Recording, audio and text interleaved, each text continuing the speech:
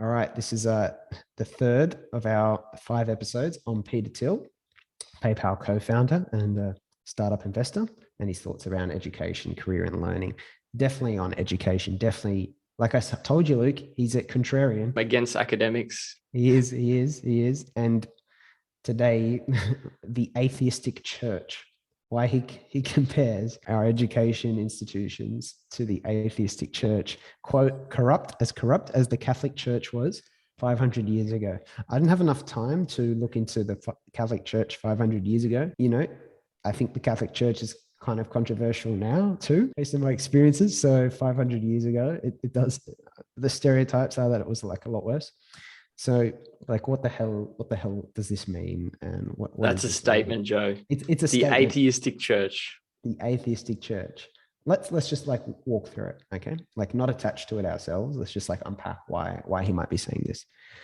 So, firstly, he says there's a priestly / professorial class that doesn't do much. So, mate, personally, when I was at university and learning from like psychology, right? I think maybe one of the people teaching me was a practicing psychologist, right? A lot of them, to be in their defense, a lot of them were there because they were researchers, and there was like exposure to the research done in psychology, right? But most of them were not practicing in any direct applicable way. Yeah, we had a lot of good industry professionals that would do the main lectures, for example, but then we had a lot of people doing the tutes that had actually just graduated. Yeah, that's the model, isn't it? Who actually hadn't worked in IT, but had just gone through the syllabus, which can confuse me quite a lot. There wasn't a lot. Maybe there was one here and there. Maybe they were filling in, for example, but that seems counterintuitive to me.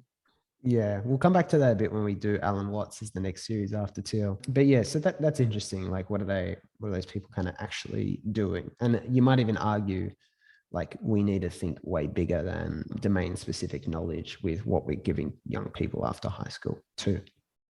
Like, I don't think it's necessarily fair to just dump all that on the university just because they are such a popular option for people. I don't think that's what they were designed to do, but we got to go way beyond that if we want to create like thriving individuals in our society, creative, fulfilled people. And this is where the kind of atheistic church concept is interesting. He goes on to continue on Thiel's roast. He goes, it's almost like you have to get a degree or you go to hell. It's like you go to Yale. Sort of what I was thinking before, but just said in a more aggressive way. Yeah. Well, don't pull your punches. We have an independent platform here. You know, I think that's pretty funny. It's kind of, well, you said it before. I think it was a previous episode. Like, if you weren't going we're 27. If you didn't go to university, it was like people would have been worried for you. Like, are you going to be okay? It's just hilarious. It's just hilarious. It goes to show we're so sensitive to our position in a cohort, basically, and judged relative to them, abstracted away from anything like intrinsic. Just like, are you doing the thing that everyone else is doing, whatever that is? If you're not, are you okay? Is interesting. Yeah, but not even just us, but more so even our parents and their parents and their friends and stuff like that. So it wasn't just our immediate peers. Hugely. Now, I think this is an interesting idea because it's the idea that it's your saving grace in this society. I think this is what he's getting at. I jotted down my thoughts here in the preparation for this episode.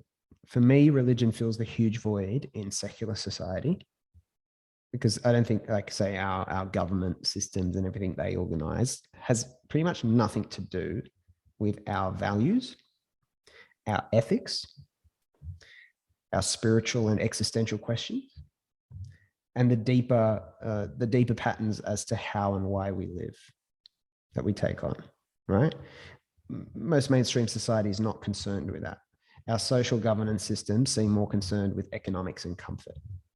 Like, is there a comfortable style of living? Is it economically viable? That everything's about the economy. Is the economy growing? Is the economy growing? Right. And I think even the legal system that we have is probably more to just create like comfort and also like guarantee the economics. Like, if everyone's having a bad go here, they won't want to live in Australia, for example. So there's a huge void there because there's so much more to being a human being than that.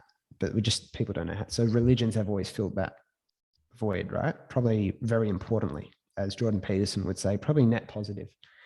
But the idea of the atheistic church is probably because we've zoomed in on the game of like career and success for sure in the last century, right? That is the main focus of life that we're presented with.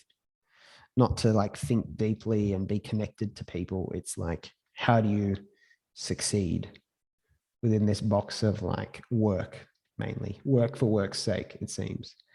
And so it seems like a lot of our schooling, not just university, a lot of our schooling seems to like just be propping us towards that, and then present this kind of degree as this like salvation in a way to thrive in that world. Like if you do, I think he has a quote, Thiel, in the video I watched from a friend who went to Yale, and on the first day of Yale, the dean, the head of the school, said, "Congratulations, you've made it to Yale, you're set for life."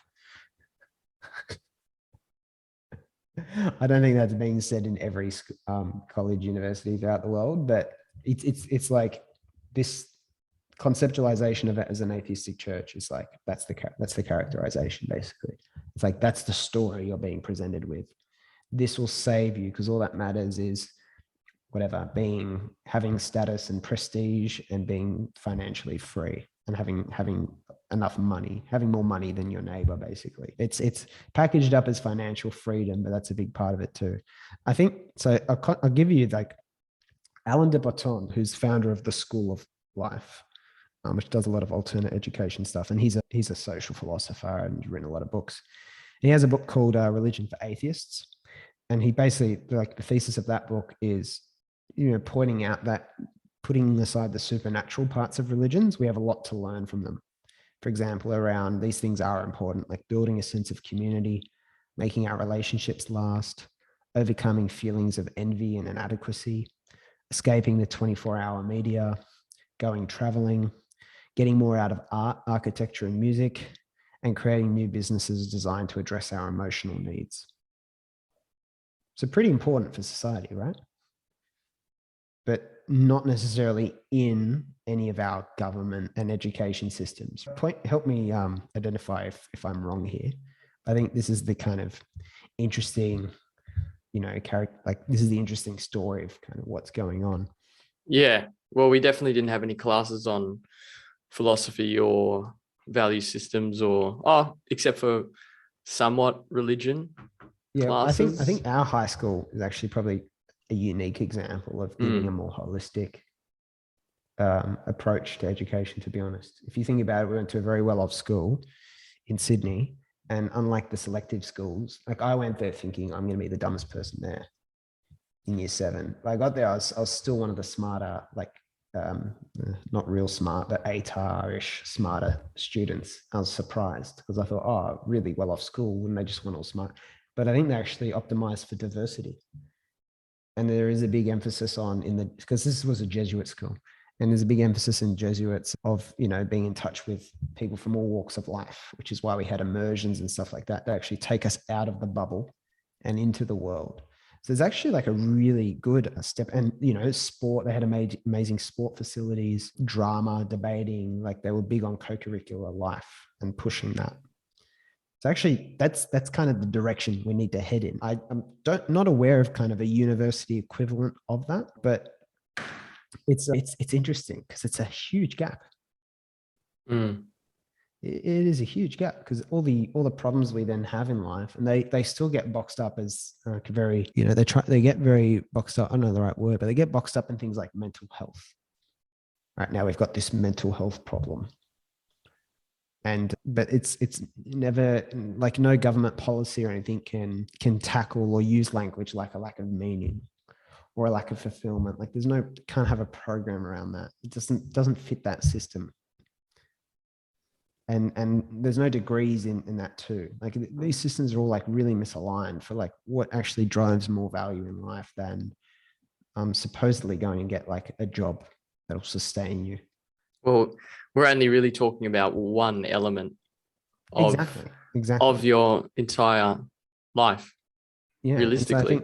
Yeah, I think the atheistic church comment is just geared towards that. Like this is the, it's just like a very narrow. We're going to do Ken Robinson as well on this podcast, and his kind of thing on education system is like, it's like the whole thing is gearing you to live in just one, not only just one organ in your body, your brain, but one side of that organ, the left side.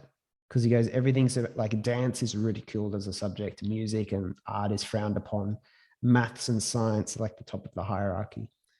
And he's like, it's almost like everyone's being pushed to become an academic. That's what like the education system is, a factory. Well, It's its best product at the end.